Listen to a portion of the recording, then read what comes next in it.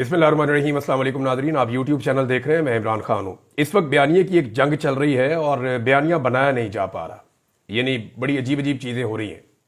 एक statement establishment के करीबी लोग देते हैं, फिर जब दूसरा स्टेटमेंट देते हैं तो वो उसके साथ मैच नहीं करता। यानी जो इस वक्त हुकूमती कैंप के अंदर लोग मौजूद हैं वो जब भी कोशिश कर रहे हैं एक नया बयानिया बनाने की, वो बयानिया काम नहीं कर रहा। मैं आपको मिसाल एक दे देता हूँ, उससे आपको समझ आ जाएगी। अभी एक नया बयानिया बनाया गया और ये एस्टेब्लिशमेंट की जानिब से बयानिया लॉन्च किया गया। बयानिया अब ये कहा जा रहा है कि बुशरा बीबी को इसलिए रिहा किया गया था ताकि इमरान खान को डील पर आमादा किया जा सके।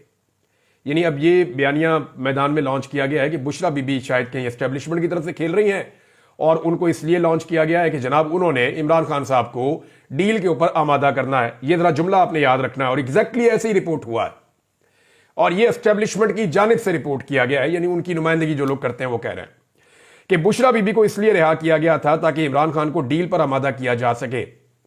अब दूसरा स्टेटमेंट इन्हीं लोगों का चंद दिन पहले का वो ये था कि अगर बुशरा बीबी डी चौक जाने की जिद ना करती या कारकुनों को डी चौक ना लेकर जाती तो डील मुकम्मल हो जाती और इमरान खान साहब 15 से 20 तारीख के बीच में रिहा हो जाते। ये तो मैं भी आपको बता चुका हूं कि इमरान खान साहब के पास ये ऑफर मौजूद थी, लेकिन उन्होंने इस ऑफर को रद्द कर दिया था। उन्होंने जेल में रहना पसंद किया था, लेकिन उन्होंने ये कहा था कि मैं ऐसी कोई चीज नहीं मानूंगा जब तक कि मेरी शराइत के ऊपर अमल दरामद नहीं किया जाएगा। फिर 26 में जो कत्लेआम हो गया तो सिचुएशन पूरी की पूरी बदल गई। अब ये दो अलग स्टेटमेंट है। एक स्टेटमेंट में आज के दिन ये कह रहे हैं कि बुशरा बीबी को रिहा किया गया ताकि इमरान खान को डील पे आमादा करें। कल ये कह रहे थे कि बुशरा बीबी ही रुकावट है, इमरान खान को जेल से बाहर नहीं आने दे रही और वो डील मुकम्मल नहीं होने दे रही। तो ये दोनों अलग अलग चीजें हैं ना, तो बयानिया बनाया नहीं जा पा रहा। लेकिन इन दोनों चीजों में एक चीज कंफर्म हो गई कि जो भी इनको खबरें फीड कर रहा है या जो भी इन्हें कह रहा है वो बहुत फ्रस्ट्रेटेड है कि किसी तरह डील हो जाए। देखिए ना, ये दोनों बयानात ये बता रहे हैं कि डील पे इमरान खान आमादा नहीं हो रहा। होता यह है कि बेवकूफ लोग हैं ना, इनको पता भी नहीं है कि बयानिया बनाना कैसे है। भाई जब आप बयानिया बना रहे हैं तो उसका एक दूसरा रुख भी होता है। जब आप ये कह रहे हैं कि बुशरा बीबी को इसलिए रिहा किया गया कि इमरान खान को डील पे आमादा करें, तो इसका दूसरा मतलब यह है कि इमरान खान डील पर आमादा नहीं है। तो वो जो आप दूसरा एक और बयानिया बनाते हैं कि इमरान खान डील के लिए भीख मांग रहा है, वो आपका बयानिया बढ़ जाता है यहां पे। तो ये सोशल मीडिया का दौर है, कॉमन सेंस से आपको काम करना पड़ेगा और एक ऑफिस के अंदर बैठ के सर जोड़ के आपको करना ही चाहिए कि बड़ी टेबल ले, वहां पे सारे इकट्ठे बैठे, फिर आप बयानिया बनाएं। होता यह कि एक बयानिया उस दफ्तर में बन रहा है, एक उस दफ्तर में बन रहा है, एक उस दफ्तर में बन रहा है, वो सारे बयानिया एक दूसरे के साथ मैच ही नहीं करते। एक बयानिया लॉन्च होता है कि जनाब बुशरा बीबी डील करवा रही है, दूसरे में लॉन्च होता है बुशरा बीबी डील खराब करवा रही है, तीसरे में लॉन्च होता है कि इमरान खान जो है वो डील मांग रहे हैं, और बाकी जो बयानिया है वो सारे इसके साथ कंट्राडिक्ट है कि जनाब इमरान खान को डील पे मनाया जा रहा है। तो यहां साबित हो जाता है कि इमरान खान साहब, ये बात कंफर्म हो जाती है कि वो दरवेश आदमी जो है उससे डील मांगी जा रही है, वो डील करना नहीं चाह रहा। अब आ जाए एक बहुत बड़ी खबर की तरफ। इमरान खान साहब के चंद बड़े करीबी लोगों से मेरी बातचीत हुई और ये खबर दो जगह से मैं आपको कंफर्म करके बता रहा हूं। खबर यह है कि इमरान खान साहब ने अपने लोगों से यह कहा है जिनसे उनकी मुलाकातें हुई हैं कि मुझे बाहर आने की कोई जल्दी नहीं है, ना मैं फौरी तौर पर बाहर आना चाहता हूं, लिहाजा इस वक्त आप हुकूमत के साथ एंगेजमेंट करें। दूसरी जानिब एक मुज़ाकरात मैंने आपको बताया कि वो अलग से हो रहे हैं। एक मुज़ाकरात खुफिया हो रहे हैं, एक मुज़ाकरात ऐलानिया हो रहे हैं। ऐलानिया मुज़ाकरात के अंदर सिर्फ नतीजा निकलेगा उन मुज़ाकरात का जो मुज़ाकरात खुफिया हो रहे हैं, और वो जो खुफिया मुज़ाकरात हो रहे हैं उसमें वज़ीर आला खैबर पख्तूनख्वा के अलावा ज्यादा लोग इन्वॉल्व नहीं है और वहां पे इमरान खान साहब को रेगुलर रिपोर्ट्स जा रही हैं और उनको चीजें बताई जा रही हैं, उनसे मुशावरत की जा रही है। अब वहां इमरान खान साहब जल्दबाजी नहीं दिखा रहे। मैं आपको फिर कह रहा हूं कि हुकूमत बार बार कह रही है, इरफान सिद्दीकी साहब ने स्टेटमेंट दिया कि इमरान खान साहब को बनी गाला शिफ्ट करने के हवाले से कोई ऑफर नहीं की गई। तो इरफान सिद्दीकी साहब को किसी ने आगाह ही नहीं किया, उनको इन्फॉर्म ही नहीं किया। इमरान खान साहब के पास ये ऑफर काफी दिनों से मौजूद है। ये ऑफर उनके पास नवंबर से, बल्कि अक्टूबर में भी उनको ये ऑफर दी गई थी, फिर नवंबर में उनको ये ऑफर दी गई और नवंबर में बड़े शद और मद के साथ 24 तारीख को उनके सामने ये ऑफर रख दी गई थी। लेकिन इमरान खान साहब ने उससे इनकार कर दिया था। इमरान खान साहब अभी मजीद चंद महीने बड़े आराम से जेल में रहने के लिए तैयार है। अब तो मौसम भी अच्छा है, कोई इतनी शिद्दत नहीं है, तो इमरान खान साहब जेल में वक्त गुजारने के लिए तैयार है और वो ये कहते हैं कि मैं नजरबंदी में नहीं जाऊंगा। देखें, अगर इमरान खान साहब बनी गाला में नजरबंदी पसंद कर लेते हैं अपने लिए और वो कहते हैं ठीक है मुझे बनी गाला में आप नजरबंद कर लें, क्योंकि पूरे सिस्टम की ये डिमांड है कि आप पहले अपने घर जाएं, वहां से फिर आप अदालतों के जरिए आजाद हो जाएं। अब ऑफर्स क्या है इस वक्त इमरान खान के पास, वो मैं आपको बता देता हूं। ऑफर यह है कि जनाब आप अपने घर में जाके हाउस अरेस्ट हो जाएं, हम अदलिया के ऊपर से दबाव खत्म कर देंगे, आप अदलिया में अपने केसेस का सामना करके कानून के मुताबिक अपनी आजादी आप ले लें, और जब आपको आजादी मिल जाए तो उस वक्त आप अपने घर में होंगे और वहीं पे आपके ऊपर से जो जेल का अमला उसको हटा लिया जाएगा और चीजें नॉर्मलाइज हो जाएंगी। एक तो ये उनको ऑफर दी गई है, लेकिन इसमें डिमांड ये की गई है कि अब आप इदारों के हवाले से अपनी पॉलिसी को थोड़ा सा बदल दें और एस्टेब्लिशमेंट के ऊपर स्पेशली जो टॉप 3 लोग हैं उनके ऊपर बिल्कुल तनकीद ना की जाए, बल्कि उनका नाम भी ना लिया जाए। इस किस्म के मुतालबात किए गए हैं। अब और ये मुझे पाकिस्तान तहरीक इंसाफ के बड़े अहम लोगों ने ये बात बताई है कि जनाब मुतालबात यहां तक पहुंच गए हैं और इसको एस्टेब्लिशमेंट के कुछ सोर्सेज जो है वो कंफर्म भी कर रहे हैं कि जनाब हमें अपनी फिक्र पड़ गई है, क्योंकि जिनकी हुकूमत बनाई है वो टके का डिलीवर नहीं कर पाए, उन्होंने कोई काम नहीं करके दिखाया। दावे उनके बहुत बड़े बड़े थे लेकिन वो डिलीवर करने में नाकाम हो गए। उनके इंटरनेशनल ताल्लुकात के जो दावे थे उनकी भी कलई खुल गई है। और जो बाइडन के इलेक्शन हारने के बाद तो बिल्कुल ही खोता खूह में गिर गया है, क्योंकि जो बाइडन के मामलात में वहां पाकिस्तान पीपल्स पार्टी के मामलात बहुत ठीक थे। अगर जो बाइडन की पार्टी दोबारा जीत जाती तो बिलावल को वजीर आजम बनाने का इम्कान हो जाता। तो मामला यह है कि इमरान खान साहब मजीद इंतजार करने के लिए तैयार हैं और वो ये देखना चाह रहे हैं कि कॉन्फिडेंस बिल्डिंग मेजर्स क्या लिए जाते हैं। यानी वो ये कहते हैं कि जब तक मेरे लोगों को रिहा नहीं किया जाता तब तक तो मैं अपने घर में जाने के लिए तैयार नहीं हूं। और इमरान खान साहब से जो मुतालबात हैं वो मैंने आपके सामने रख दिए कि फौरी तौर पे हुकूमत को ना गिराएं, फौरी तौर पे कोई तहरीक ना चलाएं, आप अपने घर चले जाएं, अदलिया के ऊपर से हम दबाव हटा लेंगे, मैनेज नहीं करेंगे, आप अपने फैसले अपने हक में ले लें, आपके लोग भी आहिस्ता आहिस्ता छूट जाएंगे, आप अपनी पाबंदी खत्म करवा के जो है वो कौमी असम्बली के मेंबर बन के आकर कौमी असम्बली में भी बैठ सकते हैं, फिर वक्त के साथ साथ आप अपनी तहरीक चला लीजिएगा। तो नॉर्मल तरीके से चीजों को ऊपर एक्सीलेट करें आप। लेकिन इमरान खान साहब जो है वो कॉन्फिडेंस बिल्डिंग मेजर्स चाहते हैं ताकि उन्हें नजर आ जाए कि क्या उनके लोगों को छोड़ा जा रहा है, क्या जुल्म और ज्यादती बंद की जा रही है, क्योंकि अभी भी पाकिस्तान तहरीक इंसाफ के कुछ लोग मुबैना तौर पर लापता हैं। अजहर मशवानी साहब ने 2-3 लोगों की भी फोटो लगाई है कि ये लोग लापता किए गए हैं जबरी तौर पर, और बहुत सारे लोग ऐसे हैं जो बेगुनाह जेलों में कैद हैं। आहिस्ता आहिस्ता उनकी रिहाई तो हो रही है, लेकिन इमरान खान साहब अभी सिस्टम पर एतबार नहीं कर रहे। अच्छा, इसमें इमरान खान साहब ने और उनकी पार्टी ने एक चीज तय की है कि 31 जनवरी तक का टाइम देना है इस हुकूमत को कि 31 जनवरी तक आप हमारे साथ मुज़ाकरात करें। पहले इमरान खान साहब इतना ज्यादा टाइम देने के हक में नहीं थे, वो कम टाइम देना चाह रहे थे, लेकिन अब उन्होंने 31 जनवरी तक का टाइम दिया। बल्कि पाकिस्तान तहरीक इंसाफ के सोर्सेज से मैं आपको बता रहा हूं कि यह हुकूमत और टाइम मांगेगी तो इनको 15-20 दिन का और टाइम भी दे दिया जाएगा और इंतजार करेंगे। जो बाइडन की जब इंतजामिया खत्म हो जाएगी तो इनकी सपोर्ट खत्म हो जाएगी जो पाकिस्तान की हुकूमत और एस्टेब्लिशमेंट के पास है। जुल्म और बर्बरियत का दौर जो है उसके ऊपर एक ताला लग जाएगा। उस तरह का जुल्म और बर्बरियत नहीं की जा सकेगी जो माजी में की गई है।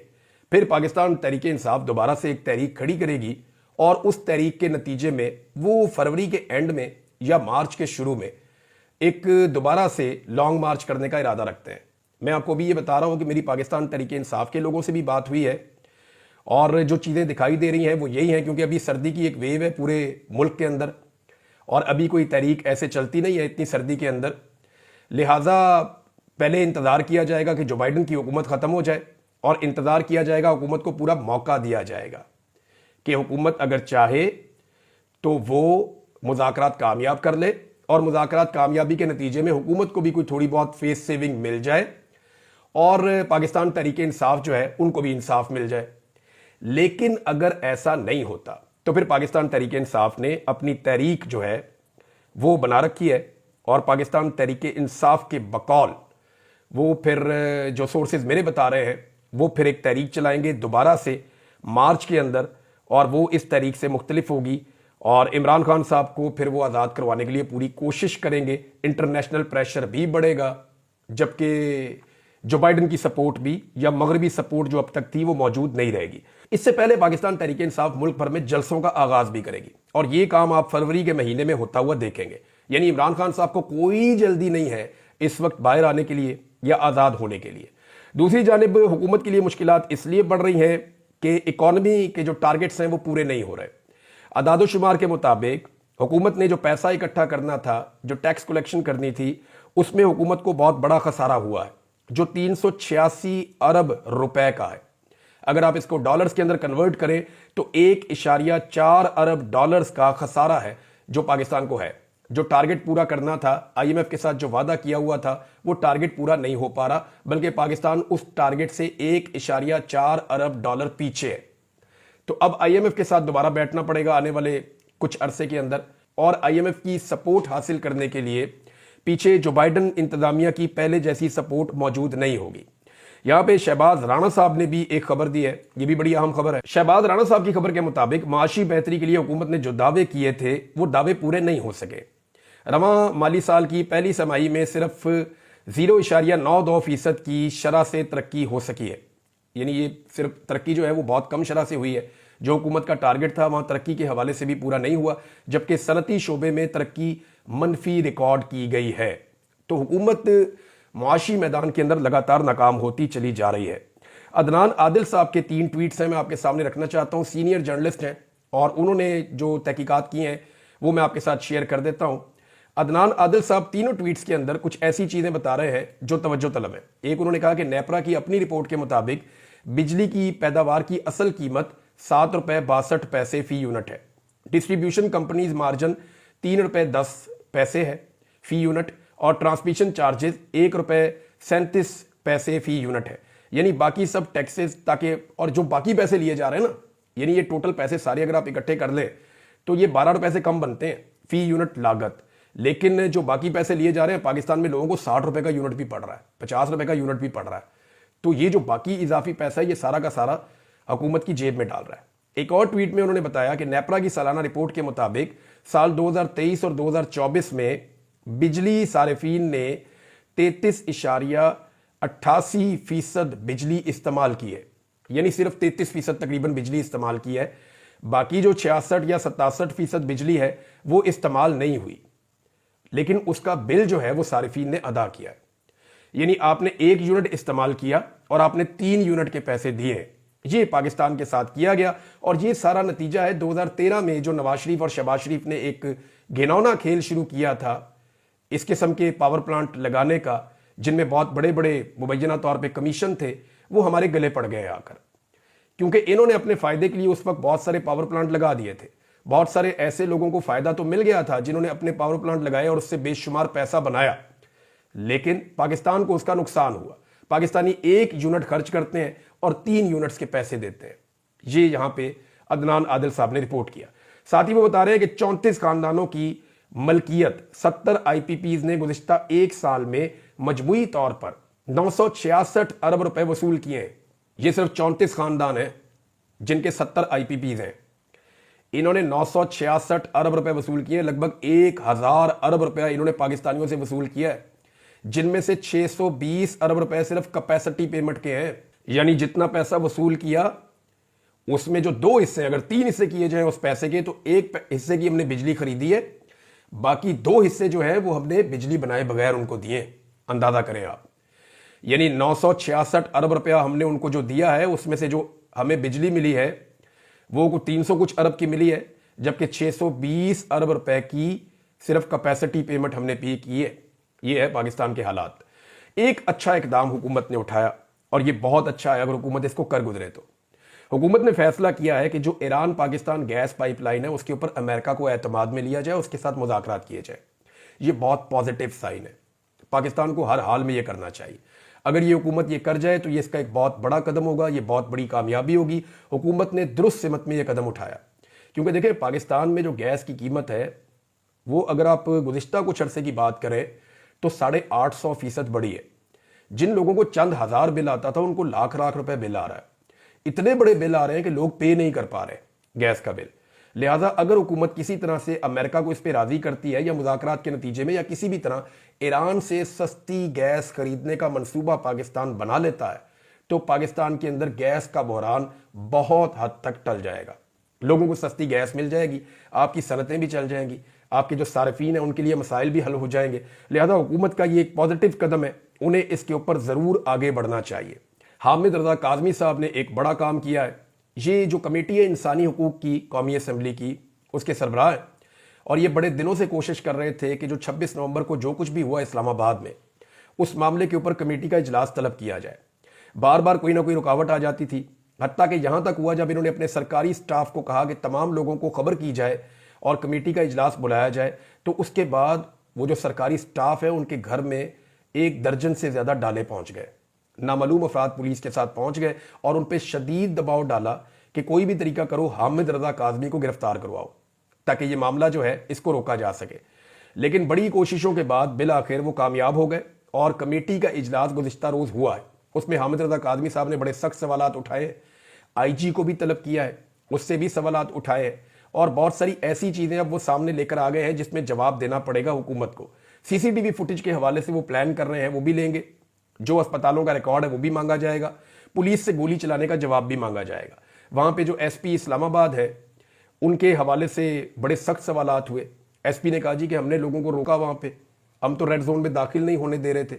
तो इस पे जो हामिद रजा काजमी साहब ने कहा जी आप कैसे लोगों को गोलियां मार सकते हैं, गोली तो आप नहीं चला सकते। अगर कोई ट्रैफिक का रूल्स की खिलाफ वर्जी कर रहा है तो आप चालान करेंगे या मैक्सिमम आप गिरफ्तार कर सकते हैं, आप लोगों को गोलियां नहीं मार सकते। ये गोलियां मारकर बहुत बड़ी गलती की गई है। बहरहाल अभी ये मामला आगे चलेगा। मेरी हामिद रजा काजमी साहब से बात हुई तो उनका यह कहना है कि इसको हम यूं नहीं छोड़ेंगे, इस मामले को मंतकी अंजाम तक पहुंचाएंगे। अब नाज़रीन एक और इशू पे मैं आखिर में बात करना चाहता हूं। अगर कोई ये कहता है ना पाकिस्तान में कि जो पाकिस्तान के बड़े बड़े फैसले हैं दाखिली नौयत के, खारजी नौयत के और दिफाई नौयत के, वो पाकिस्तान के सियासतदानों ने किया है, तो वो अपने आप को भी धोखा देता है और पाकिस्तानियों को भी धोखा देता है, अपने देखने और सुनने वालों को भी धोखा देता है। जो 1971 है ना, वो सियासतदानों की वजह से नहीं हुआ था। अफगान जहाज डॉलरों की एवज जो किया गया था वो सियासतदानों का फैसला नहीं था। अमरीकी वॉर एंड टेरर का हिस्सा बनना पाकिस्तान की जानिब से ये सियासतदानों का फैसला नहीं था। जितने पाकिस्तान में मिलिट्री ऑपरेशंस हुए हैं वो सियासतदानों ने प्लान नहीं किए। दहशतगर्दों से मुज़ाकरात सियासतदानों के फैसले के मुताबिक नहीं हुए। टीटीपी से मुज़ाकरात सिर्फ इमरान खान का फैसला कैसे हो सकता है? खारजा और दाखिला पॉलिसियां सियासी हुकूमतों को बनाना चाहिए, लेकिन ये पाकिस्तान में सियासी हुकूमतें नहीं बनाती। पाकिस्तान में गुज़िश्ता 70 सालों से 4 मार्शल लगे और उसके अलावा मुल्क के तमाम बड़े फैसले जमहूरी अदवार या आप कह लेंगे सो कॉल्ड जमहूरी अदवार में भी एस्टेब्लिशमेंट ने ही किए हैं। कभी मलबा नवाज शरीफ पे पड़ जाता है, कभी भुट्टो पे पड़ जाता है, कभी बेनज़ीर पे पड़ जाता है, कभी किसी और पर डाल दिया जाता है और आज ये मलबा इमरान खान पे डाला जा रहा है। फैसला करने वाले एस्टेब्लिशमेंट के किरदार हमेशा बरी-उज़्ज़िम्मा हो जाते हैं। कभी उन्हें उनकी हरकत की वजह से कटहरे में खड़ा नहीं किया गया। जब भी कोई सियासतदान इनकार करता है ना तो उसके खिलाफ गेम हो जाती है। जैसे आपको याद होगा कायद आज़म के साथ क्या हुआ, फातिमा जिन्ना के साथ क्या हुआ, लियाकत अली खान के साथ क्या हुआ, जुल्फ़िकार अली भुट्टो के साथ क्या हुआ, दीगर और बहुत सारे सियासतदान हैं, बेनज़ीर भुट्टो के साथ क्या हुआ और फाइनली इमरान खान साहब के साथ क्या हुआ। कुछ सियासतदानों को इस खेल की समझ आ गई। अब वो एस्टेब्लिशमेंट के साथ कुछ लो और कुछ दो का खेल खेलते हैं। जैसे मियां नवाज शरीफ है, जैसे फजलुर रहमान साहब है, जैसे जरदारी साहब है, तो उनको डीलिंग करनी आ गई है। उन्हें पता चल गया कि इनके साथ डीलिंग करो, कुछ इनको ब्लैकमेल करो, कुछ इनसे ब्लैकमेल हो जाओ, तो कुछ ले और दे कर इक्तदार का हिस्सा बने रहें। तो नाज़रीन अब तक के लिए इतना ही। अपना ख्याल रखिएगा, अपने इस चैनल का भी। अल्लाह हाफ़िज़।